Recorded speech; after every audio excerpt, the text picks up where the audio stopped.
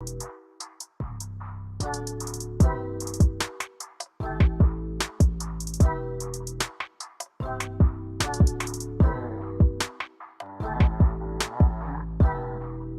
right.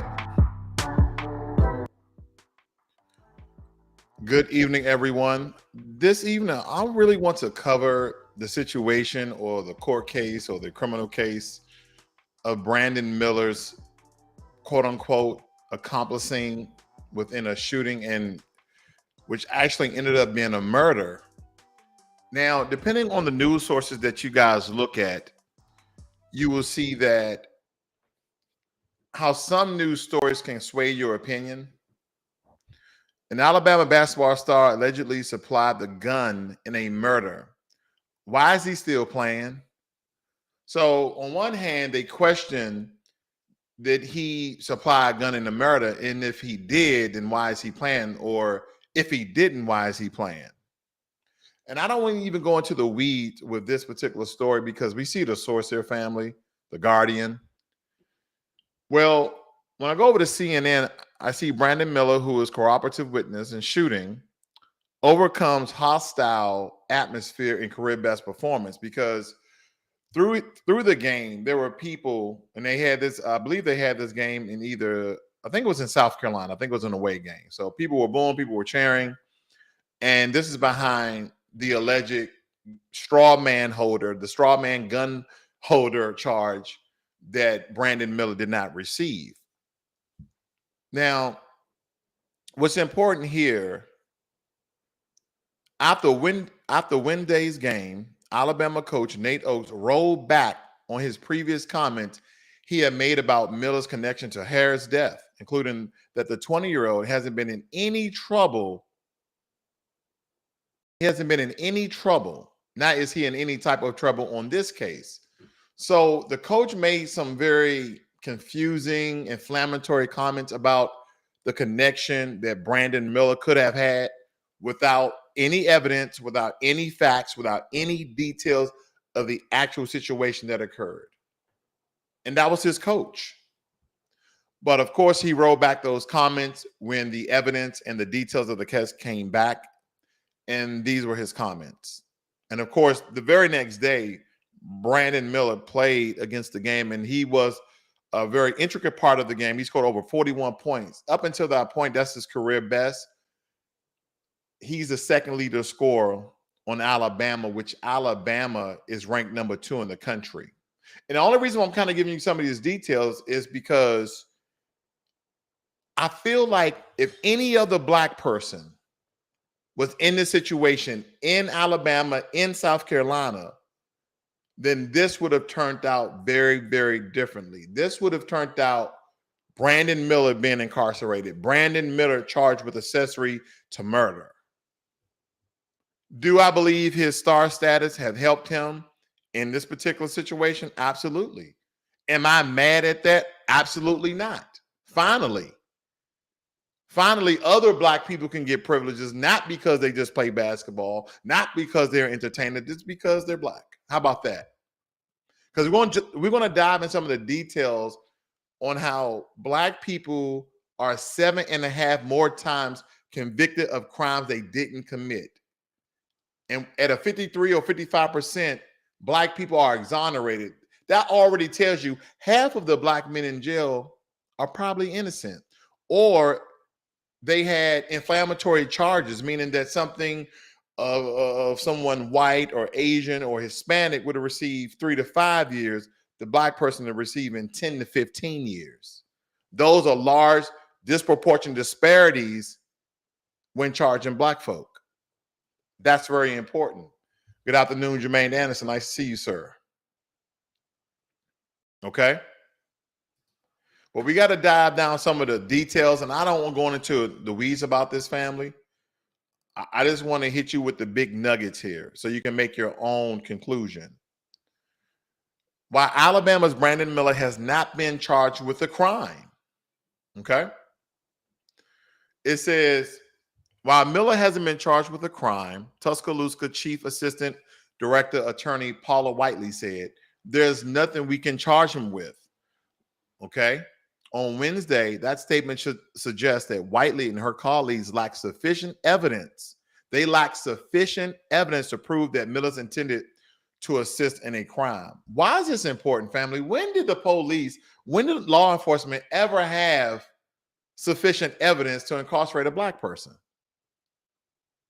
Right? They used to plant things on drug dealers, and I say they used to. They still doing that today. They're still being caught by their own body cameras. The anti-blackness in the police departments around the U.S. is staggering. It is mind-blowing that you are planting drugs in someone's car and you have your body cam on.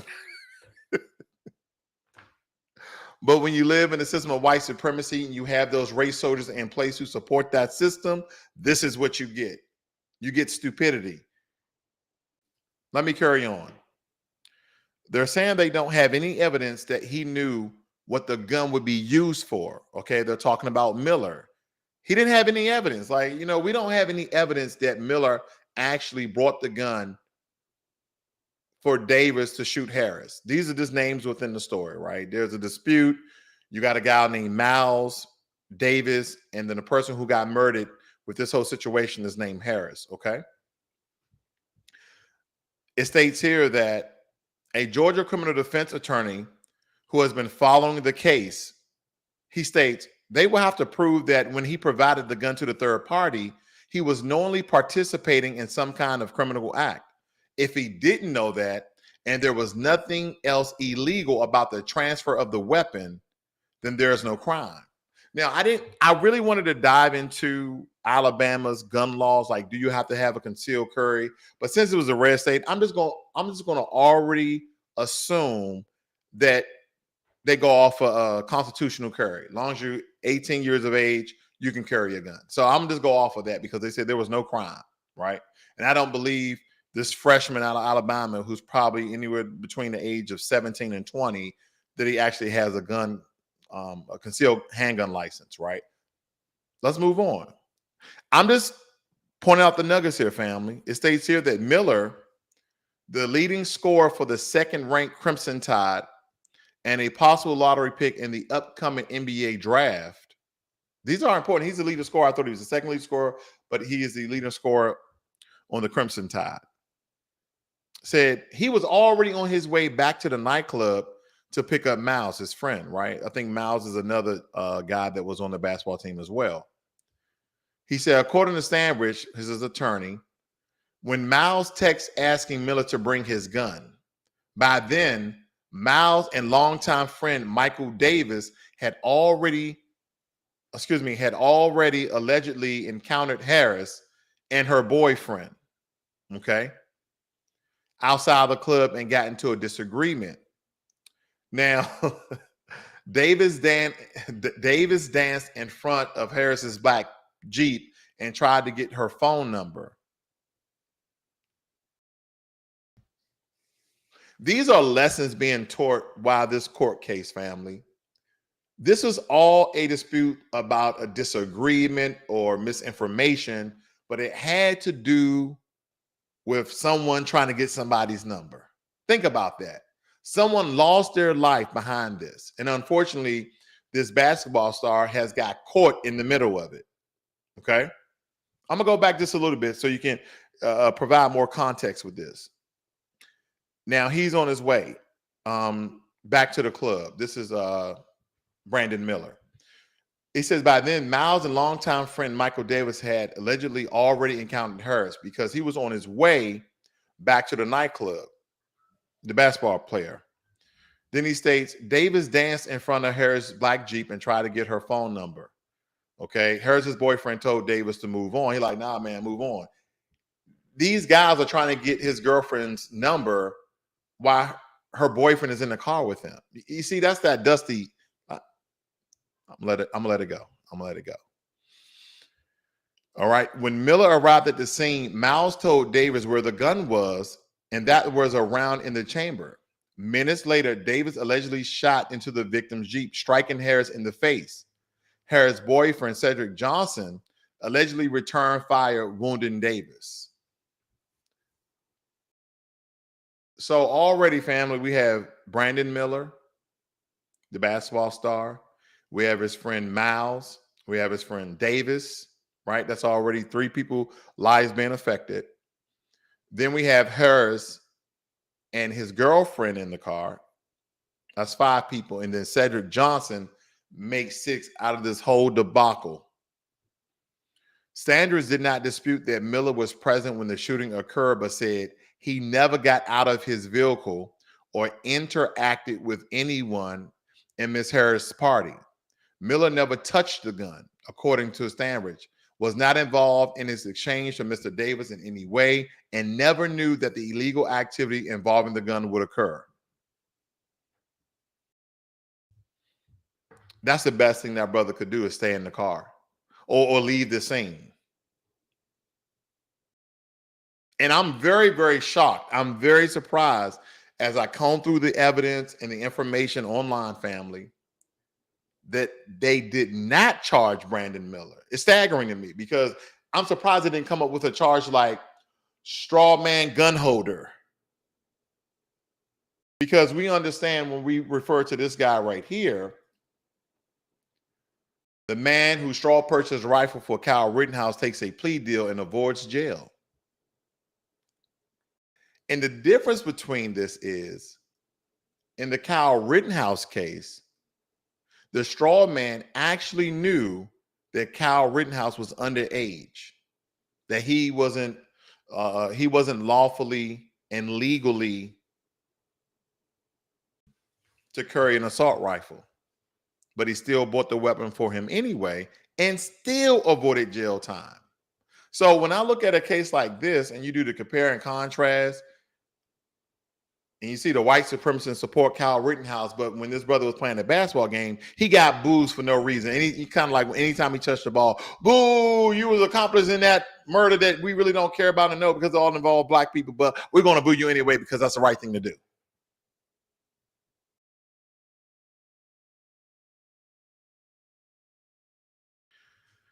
Legal experts say Sanders' focus on Miller's intent is not accidental. According to Alabama law, someone can be found guilty of being an accessory to a crime only if they assist another with the intent to promote or assist the commission of the offense. Let me tell you why that's important, and the reason why I'm still shocked that Brandon Miller did not get charged and go to jail. Let me read it one more time. There's a large loophole in this. Alabama law, someone can be found guilty of being an accessory to a crime only if they assist another with the intent to promote or assist the commission or offense. Him simply bringing the car to the scene of the crime could be knowledge because you knew the gun was in the car, and we can allegedly think that why else would your buddy want a gun late night at a nightclub? What do you think? There's a shooting range there? No. You knew that he was going to use that gun with illegal activity. You knew that. You knew something was going to occur.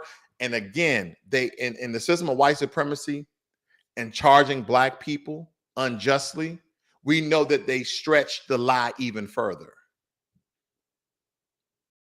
See, the truth of the matter is, I believe the brother, he did not know that there was a gun in the car. And he was already on his way. He knew of a gun, right? He knew of a gun because his friend texted him and stated, hey, man, when you come back to the club, bring the gun.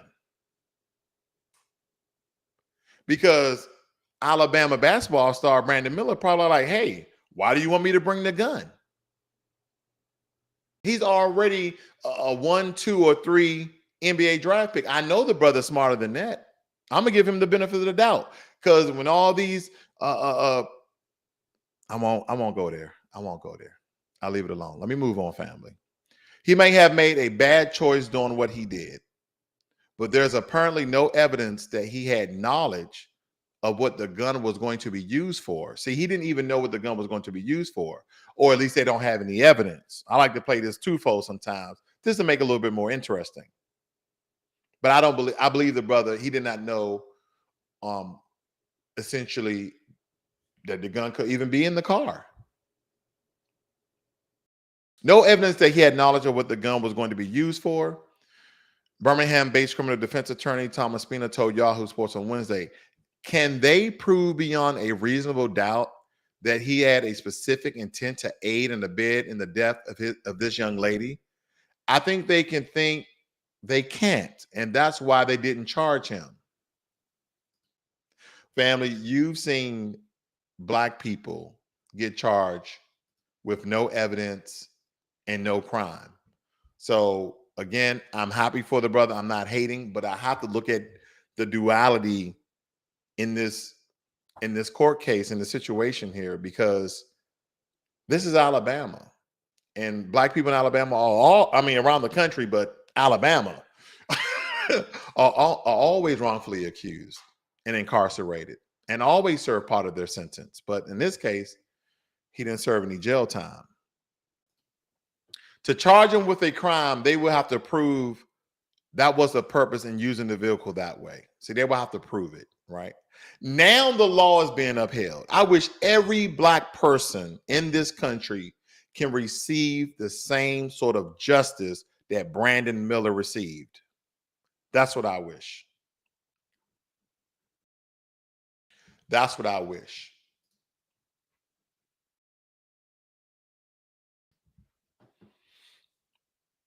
Kyle Rittenhouse traveled a couple of hours away from his hometown with an assault rifle. And the day before he shot some protesters, Kyle Rittenhouse set out inside of a car outside of a place where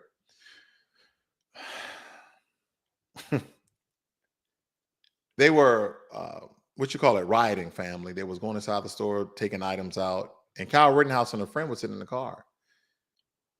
And Kyle Rittenhouse said, and I'm paraphrasing, man, I wish I had my gun because I'll kill all of them. He said shoot, but if you're not shooting someone to disable them, no one's shooting anyone in the leg. You pointed the biggest target. He sat across the street and said, I wish I had my gun so I can kill all of them. Then the very next day, he goes to where all the protesters are staging at.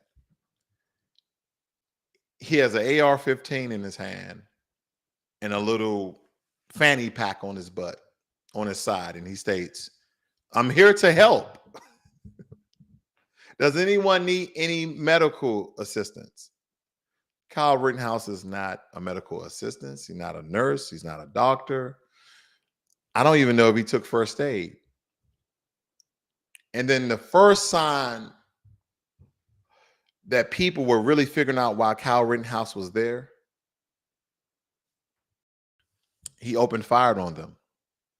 Now, the majority of the protesters were Black, but there was a good enclave of white protesters as well, and those are the ones he actually shot, who figured out why he was there, to disrupt the protesting, not to be a part of the protesting or support the protesting. But I go back to the gun, because he illegally had that gun by the straw man who you see right here avoids jail time. But family, the only reason why I'm showing this because there was a crime committed here. And I'm not talking about Kyle Rittenhouse. You guys can go and debate. He was self-defense. He was blah, blah, blah. He went there with the intent. You guys can go back and forth. But the true criminal, well, we know who the true criminal is, but the criminal behind the criminal is the straw man who purchased this gun for Kyle Rittenhouse, who avoided jail time. Now, the only question I have for you guys, for people who don't think there's no inequality against Black people in America and that you had no issues, I just want you to think about this. I want you to switch. The straw man is the basketball star, and Brandon Miller supplied Kyle Rittenhouse with the gun. What do you think? Or you can do yourself a better. Kyle Rittenhouse is Black. The straw man is Black. Do you believe that Kyle Rittenhouse, in self-defense, being a Black man in America, do you believe that the Black man who supplied the assault rifle to the Black Kyle Rittenhouse, do you think he would avoid jail time? If you keep coming over in your head and you say no, then that's when you know you live in a system of white supremacy. Because there's not equal justice. That the labeled criminal class gets the majority of the jail time and convictions in America. Black people are 7.5 times more likely to be wrongfully convicted of murder than whites. Risk even greater if victim was white. So if you're black and you kill somebody black, then you don't get as much time. But if you kill somebody white, oh, that's a more crime. That's what Julius Malema said, more crime. Then it's a more crime. Right. And we can kind of get into statistics, and I don't really want to tally here too long, but we already know there's huge disparities when it comes to conviction, but 7.5 times more likely to be wrongfully convicted. And that means when we look at the Brandon Miller case, they did not have any evidence, not sufficient evidence, but any evidence, because when they stated he didn't even touch the gun, that means they went and fingerproofed the gun. They fingerprinted him, and they said his fingerprints are not on the gun. The text that was recorded being sent at this time, we see that Brandon Miller had already left prior to the text. So he didn't go back and get the gun. The gun was already in the car. I just want you guys to think about that. And again, it's shocking to me that they actually did their job this time. I wonder what's the incentives. I wonder what was the motive. Because we know the disparities here, family. We know of them. We see this all the time. Wrongfully convictions disproportionately affect Black Americans, report shows. That's nothing new. It says that Black people represent, and okay, I'm gonna go with 20%, family. I'm just gonna raise it. I'm tired of saying 13, 14%. Black people represent 20% of the US population, but they account for 53%. They account for 53% of all the people in the country who were falsely convicted of a serious crime and then freed after serving at least part of their sentence. That's according to a new report from the National Registry of Exonerations. For more detail, blah, blah, blah.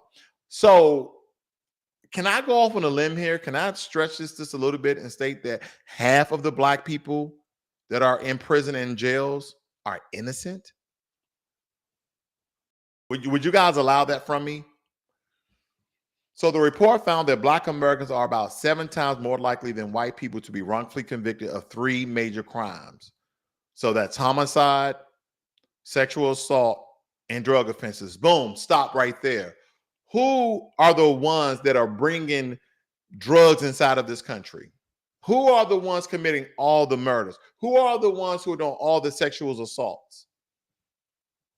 Who are the ones, family? Because do the numbers in your head again.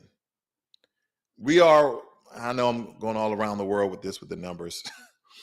We're 15% of the population, but we are 53% more wrongfully convicted.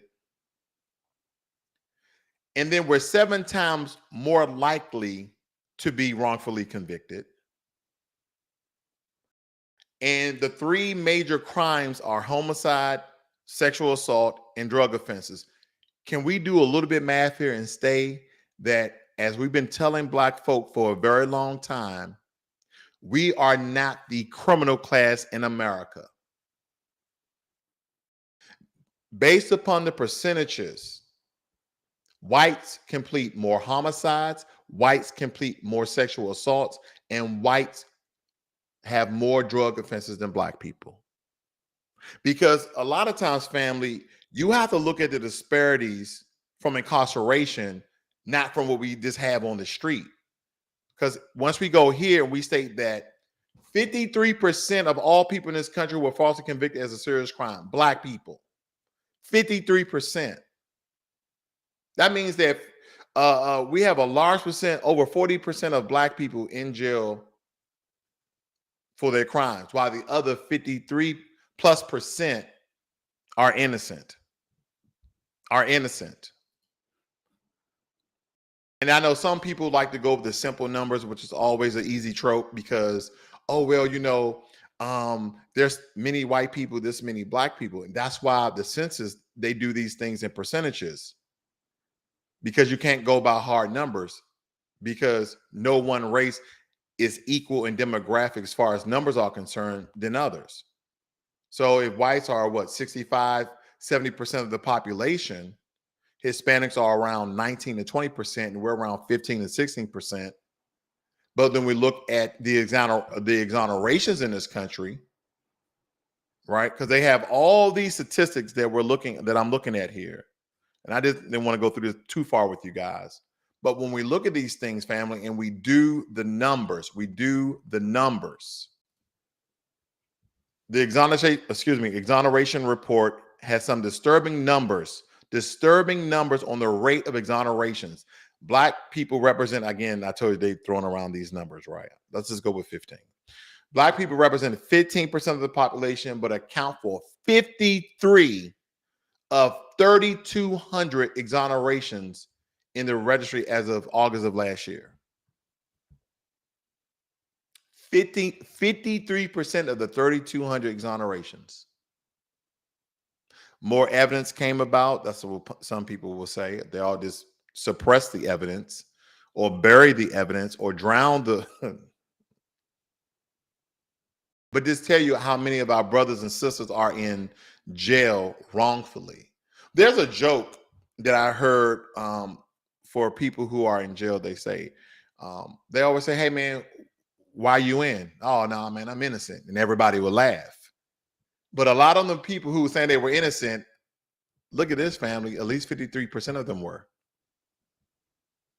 And just think of the large amount of exonerations in the cases like the Innocent Project goes through of these people who've been trying to get court cases for years, and courts and judges are denying their requests. See, a lot of that because they've exhausted essentially all of their chances to go see a judge again because no more sufficient evidence came about in order to exonerate or free that person from jail. I just saw a story the other day. I forgot the gentleman's name, but he just got released for jail. He was wrongfully convicted. And during the court case, they were telling him that we're not going to give him any money. He's been in jail for 20 years, wrongfully convicted. But the court was actually discussing not giving him a payoff. How's this man supposed to come out here and get a job with no skills? Some people may argue they get skills in jail, but think about it.